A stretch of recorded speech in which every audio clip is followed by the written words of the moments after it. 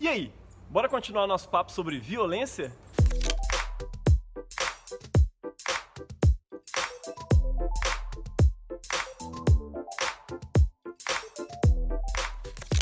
Olá, educador, educadora e trabalhadores em geral do contexto dos acolhimentos institucionais. Bom dia, boa tarde, boa noite. Eu sou Jaime Sepulcro, pedagogo aqui do programa Jovem Independente, e hoje a gente continua o nosso papo sobre violência.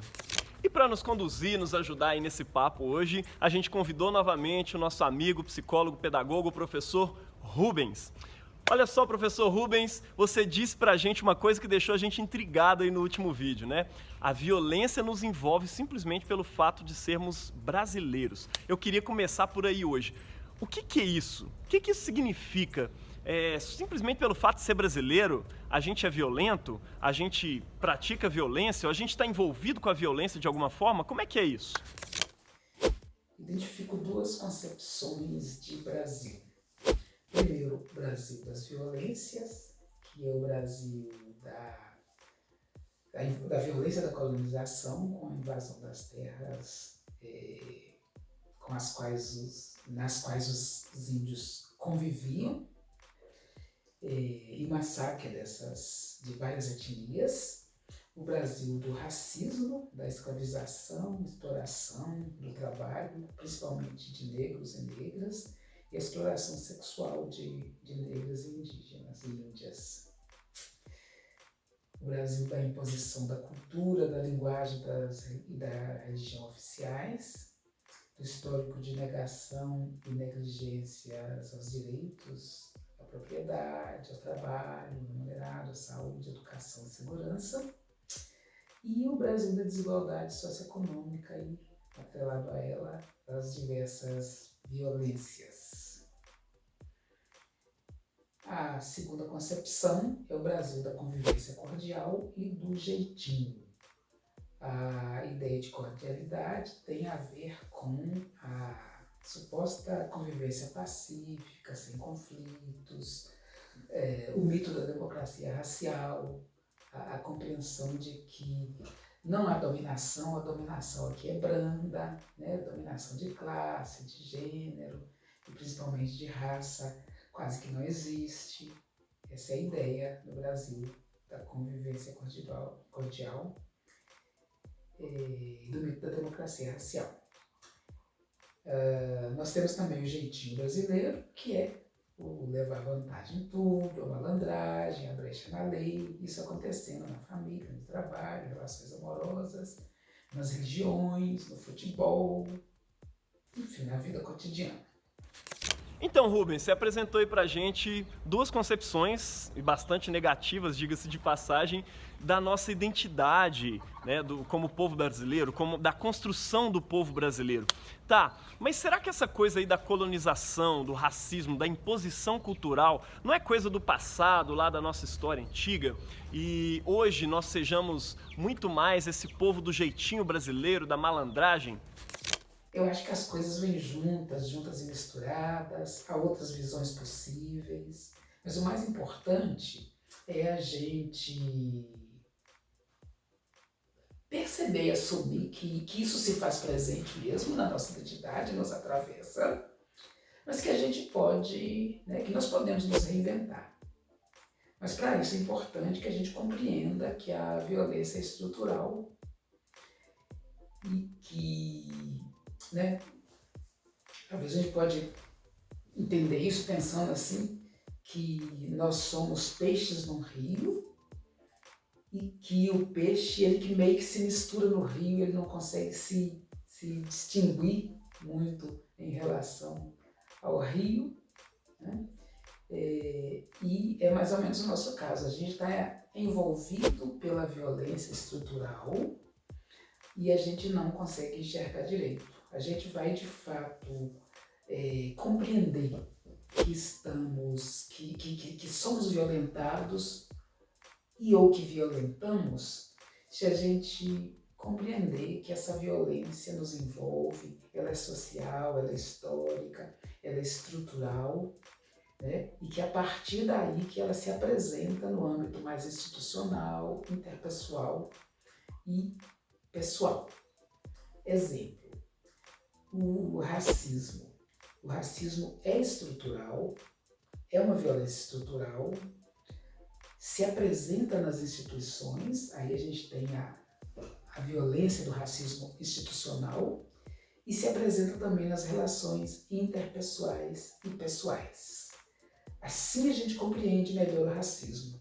Não é o caso da gente reduzir o racismo a tratou mal um índio, maltratou uma pessoa negra. Essa é uma expressão do racismo que tem a ver com essa estrutura, essa questão maior. Precisamos compreender desse modo para que a gente possa lidar melhor, identificar essa violência e fazer o enfrentamento devido dela. O racismo institucional, ele privilegiou e privilegia a população branca por meio de prioridades, escolhas de gestão, negligências e também por meio de negligências e desfavorecimentos à vida das populações negras e indígenas.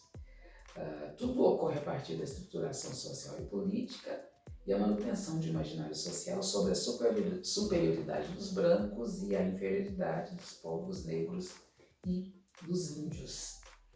E isso a gente aprende socialmente, a gente aprende a achar que brancos são melhores e que devem ter mais privilégios e direitos. É muito importante que todos nós tomemos essa consciência e quem se identifica como branco, por exemplo, precisa assumir que goza desse privilégio, que pode não ter construído ele, mas que goza desse privilégio injusto e é convidado a participar das mudanças necessárias. Caraca, Rubens, você trouxe pra gente um conceito que a gente pode acabar analisando aí de modo bastante fatalista, né? Não tem como a gente fugir da violência, do racismo, da colonização, da opressão. Mas existe alguma coisa que a gente pode fazer? Ou melhor, resumindo aí, reformulando a minha pergunta, como é que a gente pode se posicionar diante dessa história de violência, que não é só uma violência interpessoal, mas é uma violência estrutural? Frente à violência, há historicamente, dois modos de se posicionar. A submissão, com o conformismo, o sentimento de inferioridade, a subalternidade e o fatalismo. A gente encontra isso no povo brasileiro, encontra isso no povo latino-americano. E há também as resistências e os conflitos, com os enfrentamentos, mortes, fugas, organizações e revoltas. Sobre a resistência e o conflito, a gente vai encontrar no dicionário, por exemplo, o termo resistir relacionado a opor força à força contrária, defender-se. E aí resistência a gente vai identificar que nem sempre deve ser confundida com violência. Sobre os conflitos, há duas visões. Uma visão mais negativa, que associa conflito à divergência e ao antagonismo, e aí esses significados estão relacionados a rompimento e fim das relações, e a visão construtiva e participativa, onde o conflito é sinal de que pode haver violência e é oportunidade para a busca de resolução dos problemas. Então, professor Rubens, resumindo, será que a gente pode dizer que como brasileiros nós somos filhos da violência? Eu diria que de modo histórico, social e estrutural, sim, somos. Mas somos também filhos da resistência, do enfrentamento não violento dos conflitos e das violências. É possível a gente resgatar nas nossas histórias, inclusive, a resiliência, né? E fazendo isso, identificar, né, que não estamos no trabalho do cuidado e da educação à toa. A minha aposta é que o resgate da nossa história, como brasileiros, como eu fiz um pouquinho aqui com vocês, também das nossas histórias individuais de cuidadores e educadores pode fortalecer a qualidade do nosso trabalho. Penso que isso pode acontecer com vocês em outros processos de capacitação, em outras capacitações. Bom, quando olhamos para as nossas vidas, encontramos apenas elementos de violência ou é possível também identificar troca afetiva, convivência solidária, resistências, enfrentamentos de violências e conflitos de modo não violento, contra resiliências? Me parece que é isso que vocês fazem ou tentam fazer, buscando resgatar cotidianamente essas capacidades junto aos abrigados e às abrigadas, também nas repúblicas, no apoio às famílias e no trabalho em rede. Não é isso? Então, pessoal, espero que vocês tenham gostado do vídeo de hoje e queria dizer que nos próximos vídeos que a gente vai falar sobre esse tema de violência, a gente vai falar dele no contexto do chão do acolhimento institucional, tá? A gente vai falar de problemas mais práticos aí do cotidiano e sempre partindo do pressuposto de que o diálogo é a melhor forma, é a melhor ferramenta, é o melhor método para a gente poder criar alternativas menos violentas e que possam, de fato, resolver na resolução dos conflitos que a gente tem aí dentro dos acolhimentos, tá ok? Grande abraço para vocês, interajam aí com a gente nos formulários que a gente está enviando nas descrições e até o próximo vídeo.